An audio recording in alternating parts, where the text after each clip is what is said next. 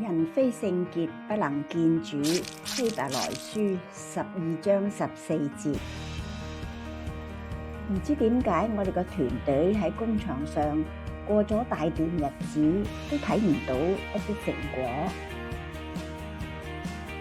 後來先至發現，原來係佢同有妻嘅異教徒來往啊！唔容易，唯有個別話俾團隊知嗰個壞消息。我哋一齊祈禱，求神赦免，並且帶領我哋下一步應該點樣行。後嚟問題解決啦，我哋感謝神。工場亦都睇到一啲成果。加拉太書6章7節，神是輕慢不得的。